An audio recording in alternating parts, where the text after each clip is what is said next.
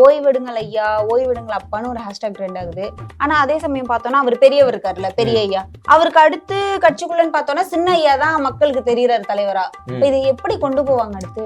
பெரியாக்கு வந்து ஒரு எதுனாலும் கட்டன் ரைட்டா பேசிடுவாரு. எம்எல்ஏவா இருந்தாலும் தூக்கி கடல்ல போட்டுருவேன், முடியாது கண்ணா நடக்காது கண்ணா, கிழக்கே போனேன் மேற்கே போனேன் தெற்கே போனேன் வடக்கே ஓப்பனா அடிச்சிருவாரு. ஆனா நம்ம சின்ன வந்து அந்த கட்சியில எனக்கு ஒரு வாய்ப்பு கொடுங்க, ஓட்டு போடுங்க, வாய்ப்பு கொடுங்கன்னா அப்படி கேட்டுட்டு தான் இருக்காரு. அதனால வந்து அங்க வந்து கஷ்டமா தான் இருக்குது. அது ஒரு நிலைமையில இருக்கும்போது பார்த்துதான் பண்ண வேண்டியிருக்கு.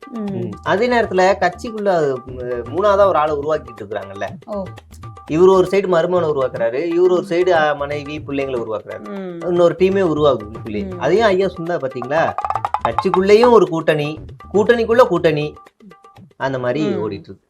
இப்ப அவர் இருக்காருல்ல தாஸ் பெரியய்யா, அவர் பேசும்போது தம்பி தாளின் தம்பி தாளின்னாரு.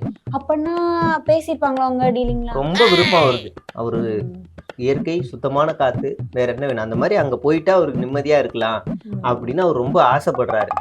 ஆனா அவரோட ஆசைக்கு இடையூறா இருக்கிறது ஒரு சொந்த பையனே. அதனால அவரால் ஏத்துக்க முடியல. ஏன்னா இப்ப நீங்க முன்னாடி கேள்வி கேட்டீங்கல்ல அந்த ஹேஷ்டாக், இது எல்லாம் இவங்க சின்னவரே அவருடைய ஆதரவாளர் வார் ரூம் வச்சு செட்டப் பண்ணி, ஆமா தூங்குங்க, வீட்டுல ரெஸ்ட் எடுங்க, வீட்டுக்கு போங்க, நாங்க பாத்துக்கிறோம் அப்படின்னு எல்லாத்தையும் போட வச்சு ட்ரெண்ட் ஆக்குனது. ஆனா அது மாதிரி அவருக்கு ஹேஷ்டாக் எல்லாம் படிக்க தெரியுமா, ட்ரெண்டாகி ஹேஷ்டாக் படிக்க தெரியுமா அப்படின்னா அது அந்த பக்கம் போக மாட்டாரு. ஃபுல்லா ஃபீடு மட்டுமே பார்த்துட்டு போயிடுவாரு. ட்ரெண்டிங்ல என்ன இருக்குன்னு கண்டுக்கவே மாட்டாரு. அது இவருக்கு ஒரு பெரிய அப்செட்டை ஏற்படுத்தியிருக்கு.